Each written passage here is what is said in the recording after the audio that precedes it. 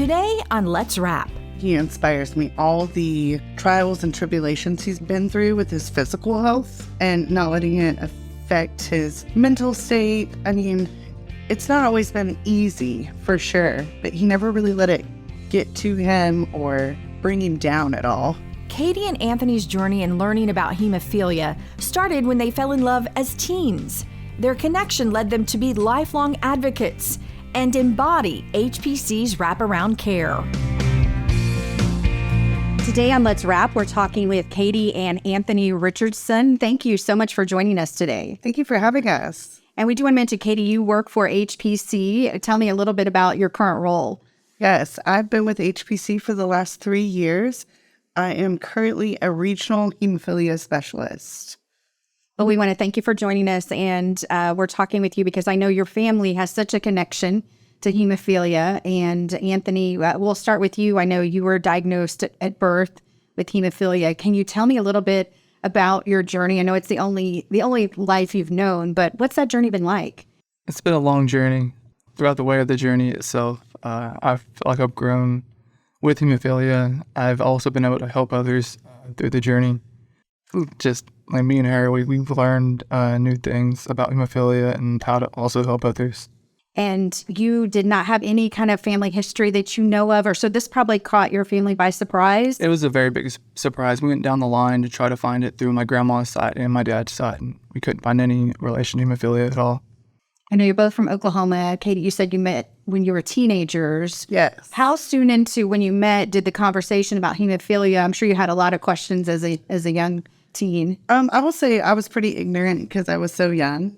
So it was about a month into it. He was going to go on a family vacation with us to a lake house in the summer. So that's when he was like, okay, I've got to take this medicine. This is kind of what's going on. But I don't think me or my immediate family really had a grasp of what all it entailed.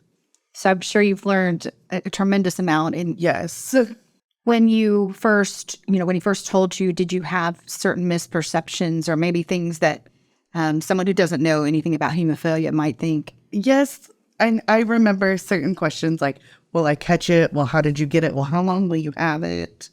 Certain things like that. We didn't ever really get into like the deep conversation of like, will our children have it? Because at 16, 17, that wasn't on top of that was at the top of our list.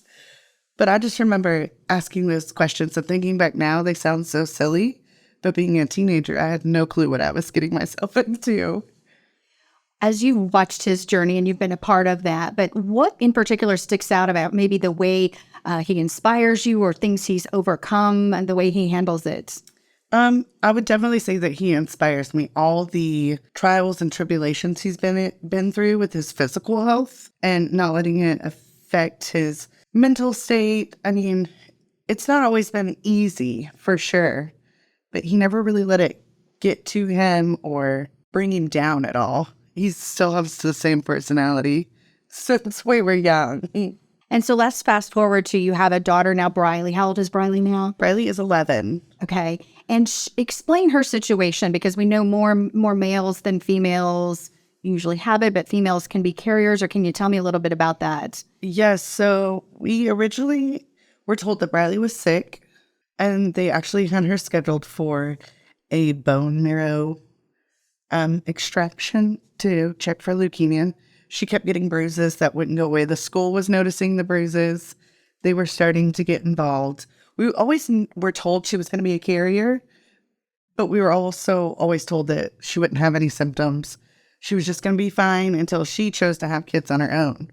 So when we started having to go to the doctor more often and getting things figured out, we learned, yes, she is a carrier, but she does have the levels of a mild, moderate. And how do you treat that differently than Anthony? So Briley is actually a little different than, I guess, a lot of typical milds. She is so active in sports, things like that. She actually doses once a week on her busiest week, and then we will treat every time she gets hurt, any bumps, bruises, usually anything in the joint, we'll go ahead and treat her for. So she's on demand, but she also has a prophy dose once a week. So she's kind of a different one. And would you say, I know you work with HPC now, and are you able to use your personal experiences, both of you, just to help other families who may be dealing with, a spouse or a child? I mean, you have vast experience that you can share what you've learned and what you've been through. Yes, and our journey being married has not been the easiest. So it's always nice to be able to empathize with somebody and let them know that they are not alone and that we can go through all the emotions of being diagnosed, of your child being diagnosed, and we can be sad. It's okay to be sad, because I was devastated when we found out about Briley. I mean, I've been devastated by some of the things that Anthony has went through. But as long as you don't stay in that sad state of mind, I think that's our biggest thing is we've always been able to go through the emotions as long as we didn't stay in them. As long as we were together, we knew we could do whatever we needed to. And so, Anthony, for you, has it created in a way a special bond with Briley because you both can relate to that? Yeah, so like if she has a bleed or something in her joint, she'll come to me and she'll have me look at it, and we'll kind of go through the motions of like, oh, this is how I would feel, and she'd talk to me and like, oh, how do I fix it? Like we'll do like ice compression, elevation, and do a factor together, and we kind of bounce stuff back and forth with each other all the time. And with the advancements that they've made, is it even easier for her to participate in sports and activities than even you? I know each generation it gets a little better. Yeah, it's actually a lot better now that the science has really changed a lot since I was younger. When you talk to other families that are maybe shocked the way your parents were, what do you tell them? What can you share with them to help them in their journey? Our biggest motto in our family was we went back and forth. Do we allow her to play sports? Do we not? Anthony was never allowed to, coming from that generation.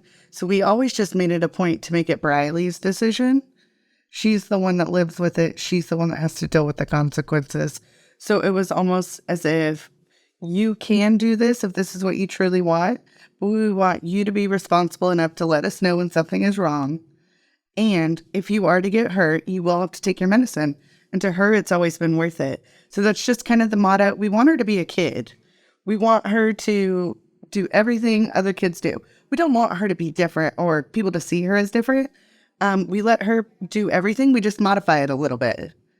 So that's just always kind of how we've taken that approach.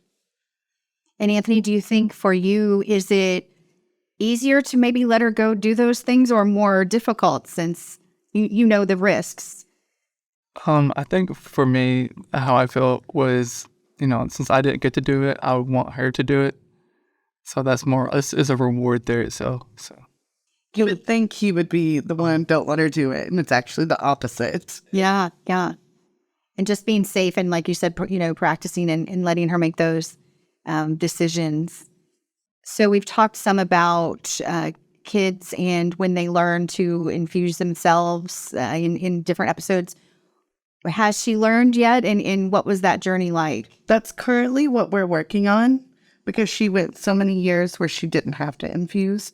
But now that she's getting older, she's learning to. And I mean, it has its good days and its bad days. But we're rolling through it. We're hoping she'll be able to self-infuse by the end of the year. That's our goal.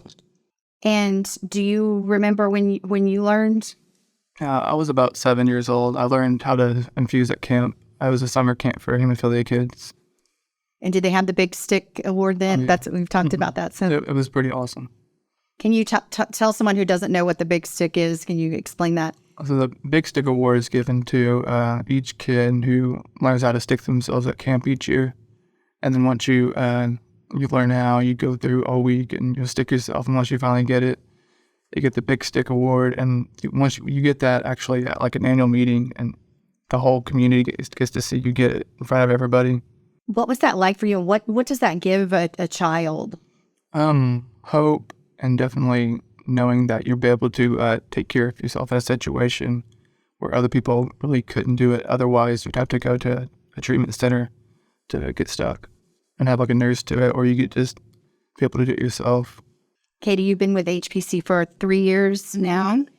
What drew you to HPC and what's the journey been like? HPC has been an amazing blessing to us.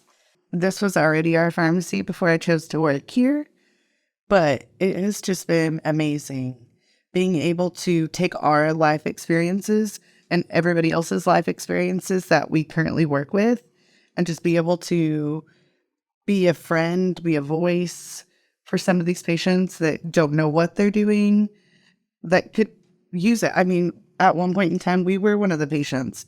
We were trying to get things done and we just had no place to start. We had no idea. So we just really want to be there for people to let them know that they're not alone and that if I don't know the answer, I'm sure one of us around here do, and that we will find it out. And I know the wraparound care model is such a big part of HPC. How have you seen it in action? Because it's more than just, providing a factor.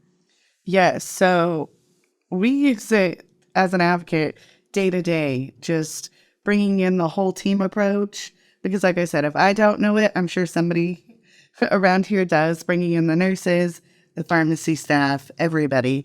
It's just so amazing to sit there and toss ideas back and forth to say, okay, this works for me. I mean, what are your guys' thoughts? And just going around the room like that is amazing. I've learned so much from just different employees here at HPC. And Anthony, watching her be able to share her knowledge beyond your family, what has that been like? How would you describe, how you feel about her work and what she's doing? And It's really inspiring for me. Like, she makes me proud. And then what she's learned from me, she's given out to other families as well. Like, she really loves what she does. You can tell she has a passion for it. Yeah, I think that's awesome. If you both come across a family and maybe they've just been diagnosed, have a child, what advice would you give them from your learnings, and how could you encourage them? Because I'm sure it's terrifying, and then the learning curve and can be really overwhelming in the beginning. I would just say it's okay not to be perfect all the time. They're gonna fall, they're gonna get the bumps and bruises no matter how much you try to protect them, how much you try to avoid them. Kids are gonna be kids, and to just let them be kids. They only have one childhood, so let's not bubble wrap them and let's just let them have fun. Let them be kids. Do you get asked, Anthony, at times, like, well, how's your family handled it? What advice would you give parents who are new to this? To definitely let their kids be free. And just from your own experience with your daughter, what would you say to them to encourage them? Anything's possible. There's hope beyond just the disease of hemophilia. It seems like it's the end of the world, but it's really can be a blessing as well. Well, is there anything else you'd both like to add? No, I just think that it's just become our normal routine, and that, I don't know, we have one child that does not have hemophilia, so it's almost different. It's like I know how to treat a bleeder now, and that sometimes I forget that they're not a bleeder. So it's like, oh wait, we don't have to do all this for him. So it's just become part of our normal everyday life now. Well, we thank you for sharing your story with us. Thank you. Thank you. Thanks for taking time to be on Let's Wrap. You've been listening to HPC's Let's Wrap, a podcast by HPC Specialty Infusion for patients and providers. We're proud to specialize in patient health and happiness at hpcspecialtypharmacy.com or call 1-800-757-9192.